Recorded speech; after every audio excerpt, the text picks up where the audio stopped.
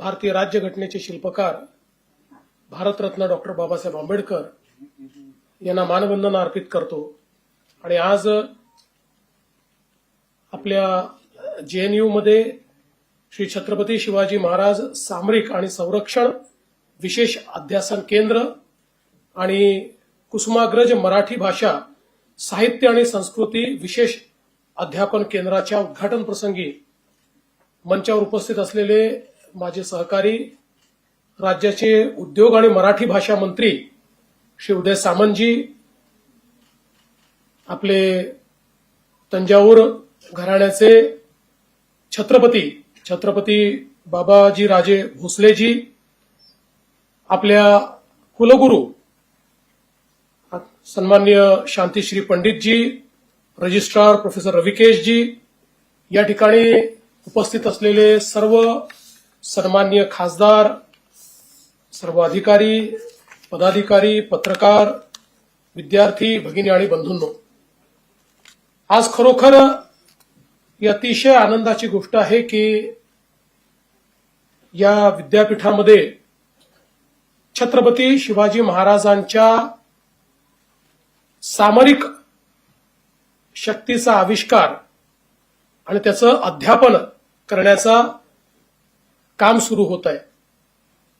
आपल्या सर्वांना माहिती आहे की छत्रपती शिवाजी महाराजांनी ज्या प्रकारे युद्धनीतीचा अवलंब केला,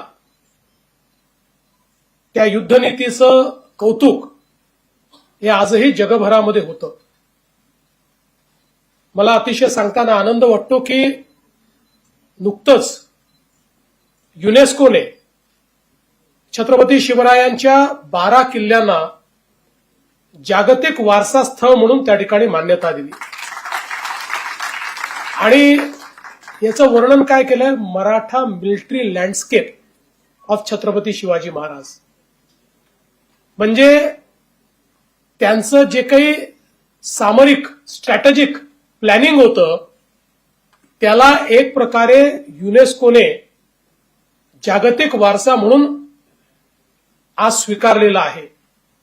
आणि हे स्वीकारत असताना ज्या प्रकारे या किल्ल्यांची रचना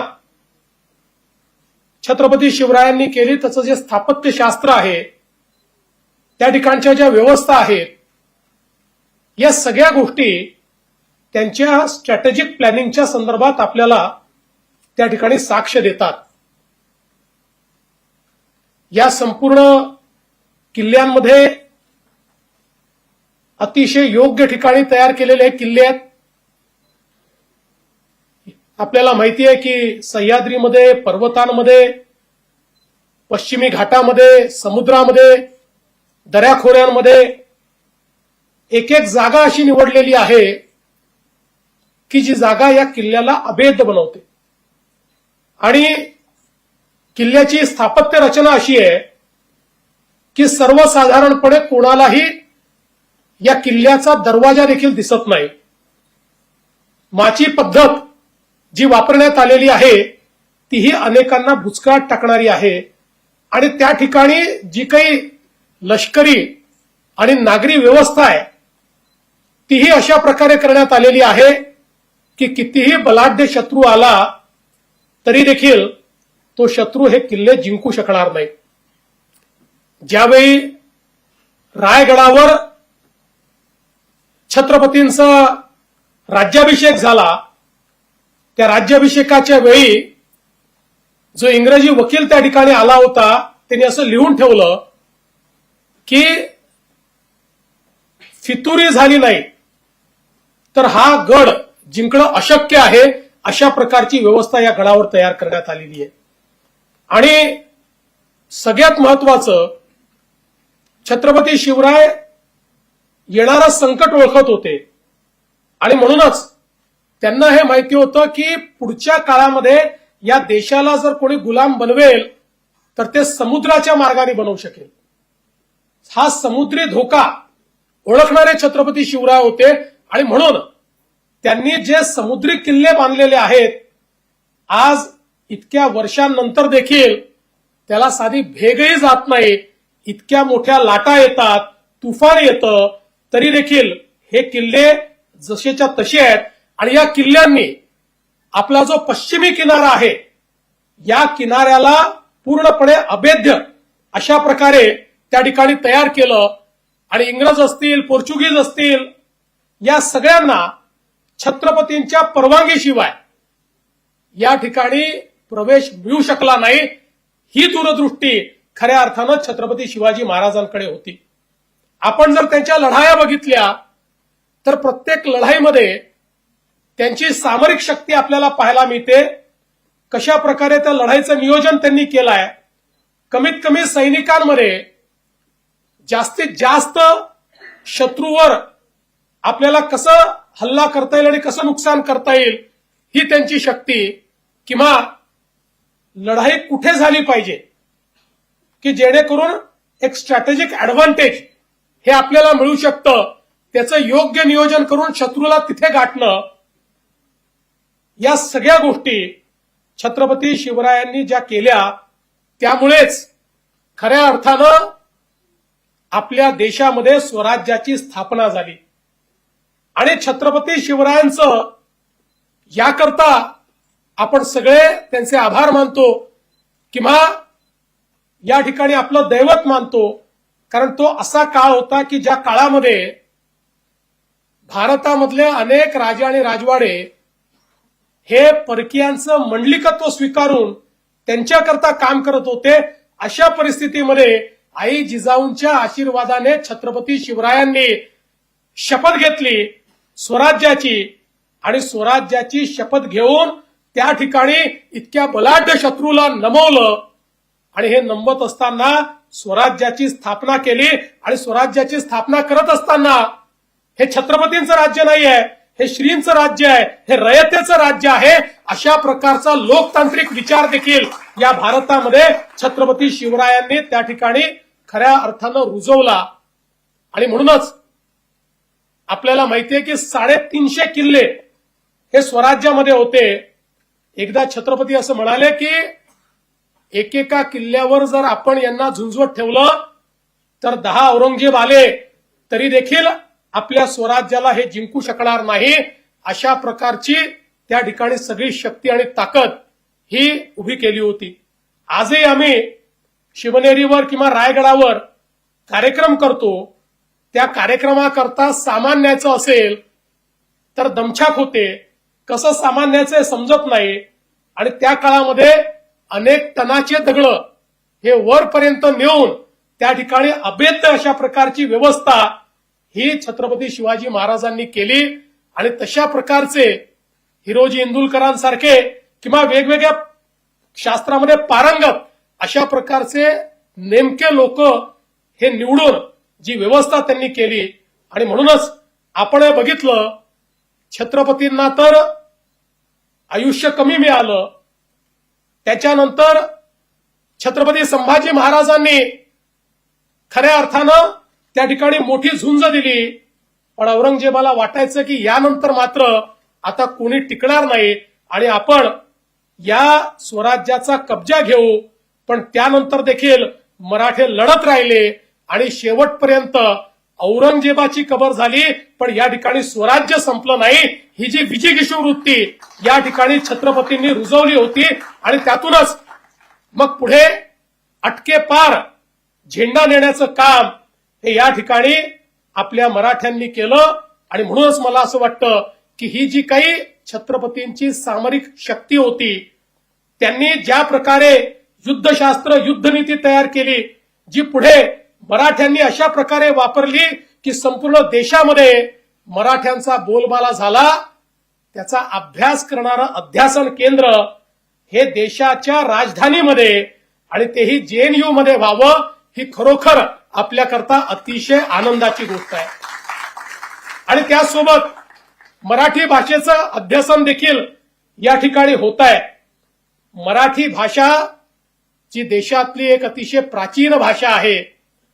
खरं म्हणजे मराठी भाषेच्या संदर्भात ज्यावेळी हिला अभिजात भाषेचा दर्जा दिला पाहिजे अशा प्रकारची विनंती आपण केली आणि त्यावेळी मराठी भाषा अभिजात भाषा कशी आहे या संदर्भातले पुरावे सादर केले, त्यावेळी असं लक्षात आलं की या देशातल्या अतिप्राचीन भाषांपैकी एक मराठी भाषा आहे, ज्याचे इतके पुरावे हे आपल्याला मिळाले आणि देशाच्या प्रधानमंत्री महोदयांनी, मोदीजींनी आपली मागणी स्वीकारली आणि आपल्या मराठीला अभिजात भाषेचा दर्जा त्या ठिकाणी दिला.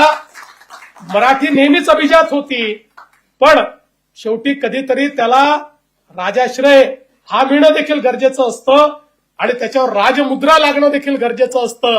ते अभिजात भाषेच्या दर्जामुळे या ठिकाणी लागलं आणि आपल्या सर्वांकरता ही अतिशय अभिमानाची गोष्ट झाली. खरं म्हणजे राजमुद्रेचा विषय आला म्हणून मला हे देखील सांगितलं पाहिजे की छत्रपती शिवरायांची राजमुद्रा ही मोदीजींनी आपल्या नेव्हीच्या ध्वजावर त्या ठिकाणी अंकित केली आणि वर्षानुवर्ष जी इंग्रजांची राजमुद्रा होती ती काढून किंवा त्यांचं जे काही त्या ठिकाणी सिंबॉल होता तो काढून ही राजमुद्रा त्या ठिकाणी लावली आणि आता मराठीची राजमुद्रा देखील या ठिकाणी लागलेली आहे. आणि म्हणूनच आता आमचे उदयजी जे म्हणाले ते अतिशय खरं आहे. या मराठी भाषेने आपल्या संपूर्ण भारताला समृद्ध केलेलं आहे. आजही मराठी साहित्य, मराठी नाट्यसृष्टी ही देशातली सर्वोत्तम आहे.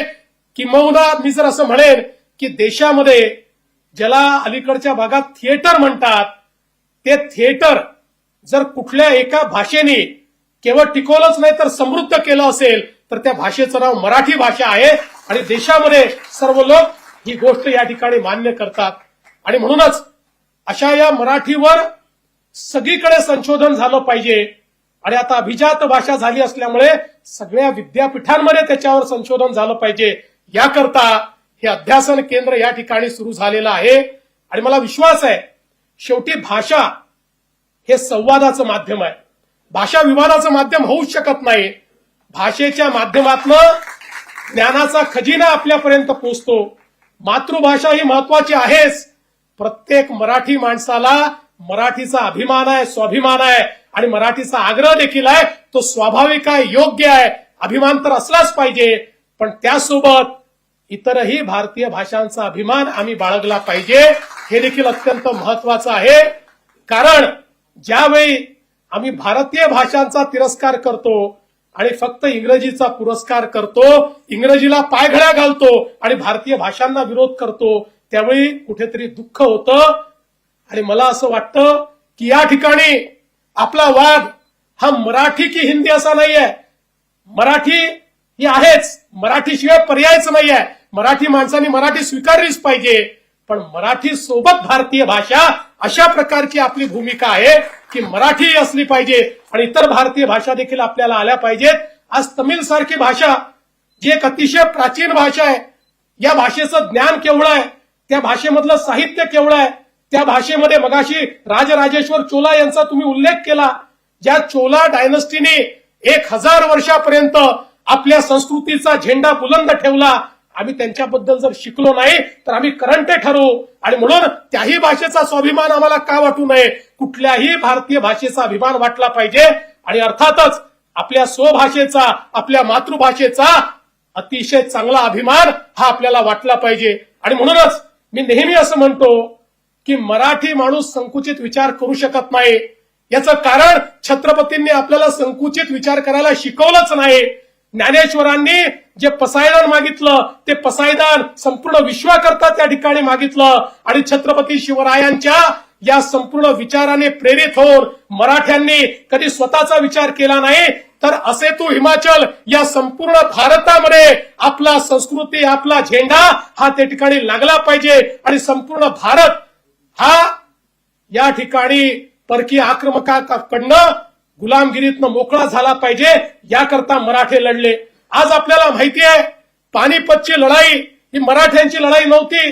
मराठ्यांनी त्यातनं अंग काढलं असतं तरी कोणी काही म्हटलं नसतं. पानिपतच्या लढाई करता या ठिकाणच्या बादशहानी मराठ्यांना सांगितलं हा अहमदशाह अब्दाली आलाय, याला आम्ही थांबवू शकत नाही, तुम्ही याला थांबवण्याचा प्रयत्न करा. आणि मराठ्यांनी ते शिवधनुष्य पेलायचं ठरवलं. या ठिकाणी त्याला यमुने पार नेलं. यमुने पार जाऊन त्या ठिकाणी अहमदशाह अब्दालींनी मराठ्यांना पत्र लिहिलं की मला तुमच्याशी तह करायचा आहे. आणि काय तह करायचा आहे तर तुम्ही तेव्हाचा पूर्ण पंजाब म्हणजे पंजाब आताचा जो पूर्ण आहे पाकिस्तानासहित तो पंजाब, सिंध आणि बलुचिस्तान हे 3 प्रांत हे माझे आहेत, अहमदशाह अब्दालीचे आहेत, हे तुम्ही मान्य करा. उरलेला संपूर्ण भारत हा मराठ्यांचा आहे, हे मी मान्य करायला तयार आहे. अशा प्रकारचं पत्र लिहिलं. पण मराठे स्वतः करता लढत नव्हते, त्या ठिकाणी स्वराज्याकरता लढत होते, या देशाकरता लढत होते, देवदेश आणि धर्माकरता लढत होते. त्यांनी ते झुगारलं आणि त्या ठिकाणी सांगितलं 1 इंच जमीन देखील तुम्हाला देणार नाही. या देशाची 1-1 इंच जमीन ही आमची आहे, ही भारतीय संस्कृतीची आहे, ही आमच्या भगव्या झेंड्याखाली या ठिकाणी जी आमची संस्कृती आहे त्या संस्कृतीचं पाईक बनून या ठिकाणी आम्ही काम करू. आणि पानिपतला लढण्याकरता मराठे त्या ठिकाणी गेले. आणि खरंय की पानिपतच्या लढाईमध्ये आतोनात नुकसान हे मराठ्यांचं झालं.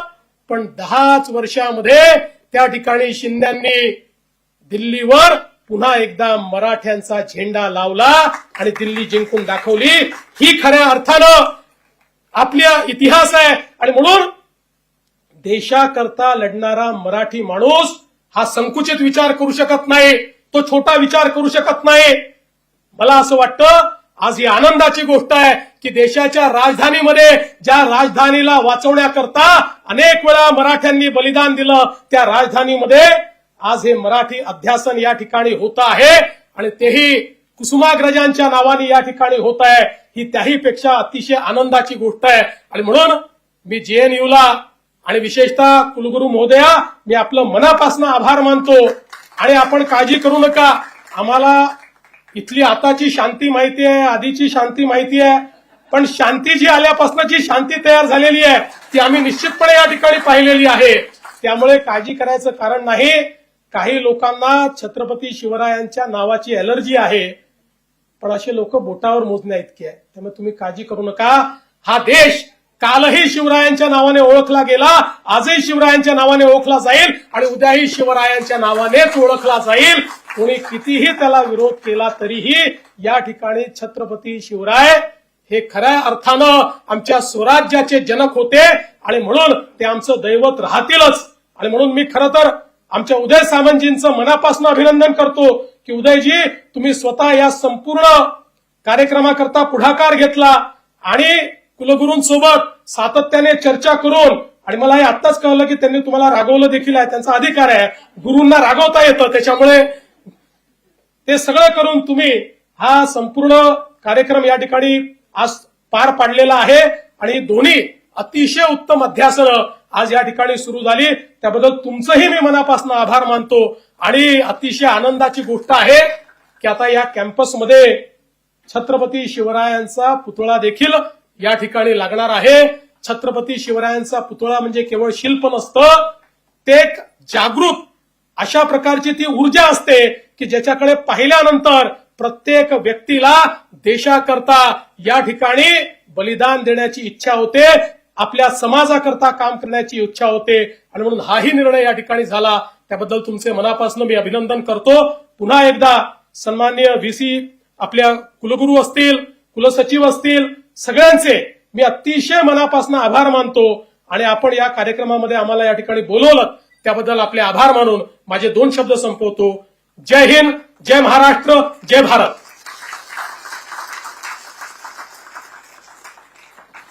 धन्यवाद.